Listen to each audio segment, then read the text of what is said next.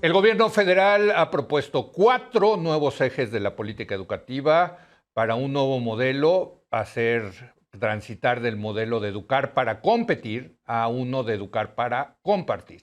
Para hablar de este tema le doy la bienvenida a Marco Fernández. Él es especialista en temas educativos, profesor de la Escuela de Gobierno del TEC de Monterrey. Marco, qué gusto tenerte con nosotros. Buenas noches. Hola Leo, muy buenas noches. Muchas gracias como siempre por la invitación. Bueno, vamos a empezar, si te parece, con el primer eje, que es el cambio en los contenidos. Ayer teníamos antier teníamos una discusión sobre eso, pues casi a nivel de chunga, déjame ponértelo así, Marco, porque es que eso que presentaron de verdad parece de broma, Marco.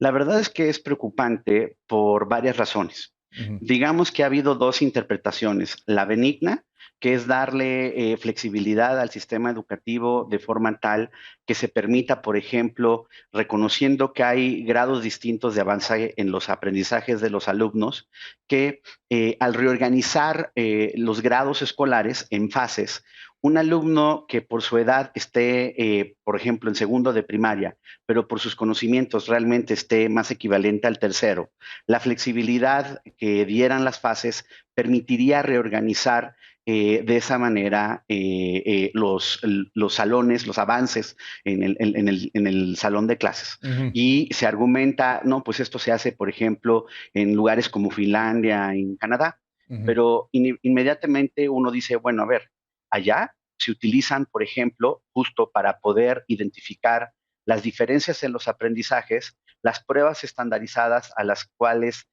se Claro.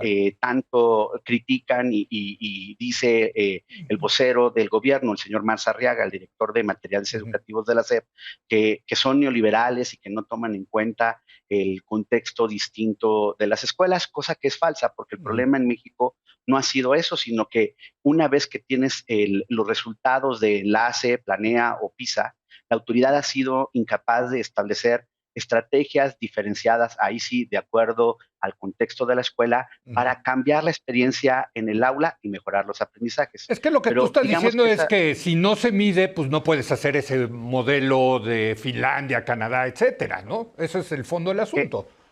Eso, y además que en esos otros lugares se cuenta, por ejemplo, con asistentes de maestros para tener grupos más pequeños que permitan en la experiencia pedagógica y sobre todo de convivencia social que implica el reto de poner en un mismo grupo chicos, chicas de diferentes edad, para que entonces Ujú. el profesor pueda hacer correctamente su trabajo, cosa que Claro. no está contemplado en la propuesta.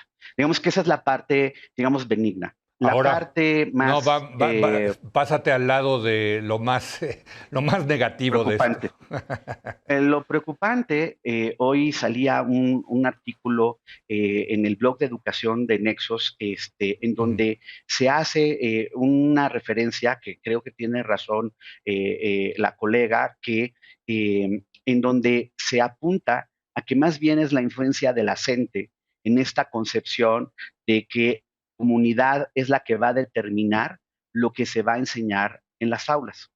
Y digo, veamos el desastre de este tipo de enseñanza en Michoacán para ilustrar la preocupación de lo que implicaría este tipo de reorganizar el sistema educativo en nuestro país. Sobre todo porque además, más allá de que tratan de decir que se hicieron consultas con miles y miles de docentes, pues en el mejor de los casos, podríamos decir, Leo, que eso lo hace plural, pero no lo hace pedagógicamente sólido, porque no hay ni siquiera una puesta en la mesa de, uno, ¿cómo vamos a integrar estas propuestas, miles y miles que supuestamente se recibieron? Dos, va a haber un proceso de capacitación de los docentes para poder reorganizar el funcionamiento de la escuela y poder hacer Pues estas no. fases educativas. Pues no, Tres, hay te un respondo, piloto. no, no, porque ya vimos tú cuánto tiempo, años vienes diciendo que recortan y recortan el tema de la capacitación para maestros. Pero bueno, perdón. 89%, Pues ahí está. Entonces, 89% lo pues han digo, tú recortado lo pones y ni como siquiera. pregunta, pero pues la realidad es que no hay lana, mano. Entonces, pues no, no va a haber capacitación. Pero perdón, te interrumpí el tercero. No, y además ni siquiera han dicho vamos a hacer un piloto, o sea, nos quedan 10 semanas de clase. Ujú. Esto implicaría que si pretendemos a empezar a hacer un piloto para después expandirlo al resto del sistema educativo, la capacitación tendría que estar empezando en julio, lo que implicaría que el material ya tendría que estar preparado. Sí, Y aquí es sí, donde se evidencia además la poca seriedad de la propuesta. Por un lado, cuando se le pregunta al señor Arriaga, oiga, ¿cómo se capacitará a los docentes? ¿Cómo se hará entonces la evaluación de los alumnos? No, es que yo no soy experto educativo, yo soy creyente en la transformación, como si eso fuera la credencial necesaria para plantear un cambio radical al sistema educativo. Y las áreas, Leo, que son encargadas de estos temas, la de dirección curricular, por ejemplo, la unidad encargada de la carrera de los docentes para cambiar la forma en que los capacitamos e incluso la parte de las normales y de la Universidad Pedagógica Nacional, que tendría que estar haciendo los cambios para formar a los futuros docentes y poder aplicar el nuevo modelo, todas esas áreas, Leo, calladitos, no dicen nada. Obviamente la subsecretaria de Educación Básica, que es la jefa de estas áreas, la señora Marta Hernández, pues jamás sabemos nada de ella. La secretaria de Delfina Gómez, pues tampoco da la cara, no ha aceptado una entrevista en estos micrófonos ni en ningunos no, otros no, no. para poder explicar a la comunidad de docentes y de papás y de mamás todas estas implicaciones. Entonces, pues yo creo que hay, más allá de los adjetivos y la larga lista de descalificaciones que si neoliberal, colonial, racista y demás, lo que hay es poco contenido educativo. Yo me pregunto, por Mucha ejemplo, política, mucha ideología, ¿no? mucha ideología, yo me pregunto simplemente, Leo, a los docentes que nos están viendo, ¿en serio ellos están enseñando una educación racista con los libros de texto según lo que dice Max Arriaga? Pues yo creo Sí, que sí. no, ¿verdad? No, bueno, y yo te diría, y ayer antier lo platicábamos, Marco, en el sentido de los maestros.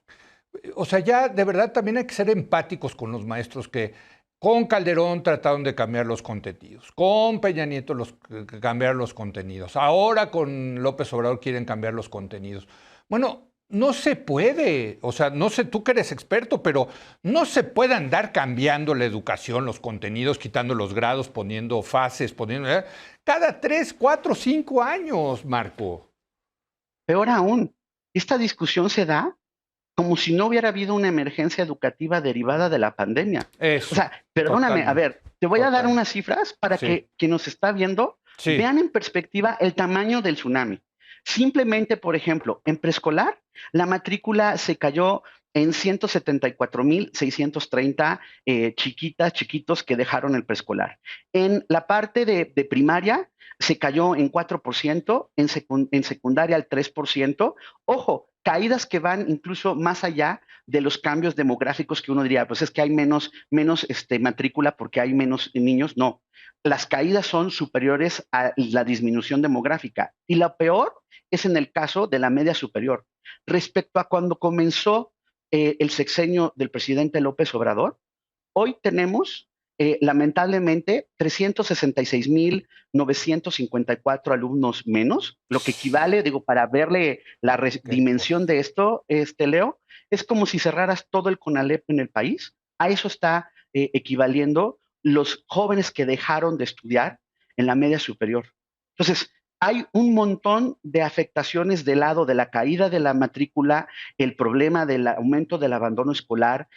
Estamos navegando a ciegas, solo 2 estados, el caso de Guanajuato y Nuevo León, lo hemos platicado, son los que hicieron pruebas diagnósticas, porque el gobierno Ujú. federal dijo, no me hago guaje. Sí. Entonces, hay todo eso, que es una urgencia que tendríamos que estar atendiendo, pero la autoridad se comporta como si no hubiera pasado nada, como si es el momento de estar otra vez metiéndole una discusión ideologizada al modelo educativo, que ahora además tiene muy precarios sustentos educativos, en donde está un vocero que ya se confesó que no conoce del tema, pero que él cree en la transformación.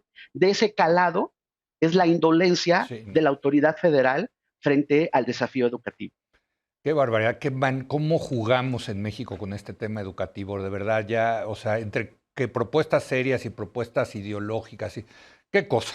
En fin, Querido Marco, espero algún día hablar contigo y que me tengas buenas noticias. Algún día. ¿Cuánto tiempo llevamos platicando contigo y siempre se atora el tema educativo? Gracias, querido Marco. Es que siempre, lamentablemente ha llegado a la SEP gente o que quiere politizarla o improvisados que en el fondo realmente no les importa la educación en nuestro país. Pues ahí está, Marco Fernández, gracias, buenas noches. Buenas noches. Antes de despedirnos, les adelanto, mañana nuestra edición de fin de semana, programazo. Vamos a hablar de Elon Musk, de este personaje, pues que es el hombre más rico del mundo, pero también de por qué está comprando Twitter, la red social, pues fíjense nada más por $44 mil millones. Está bueno, Está bueno el programa. Lo veo mañana viernes. Muy buenas noches.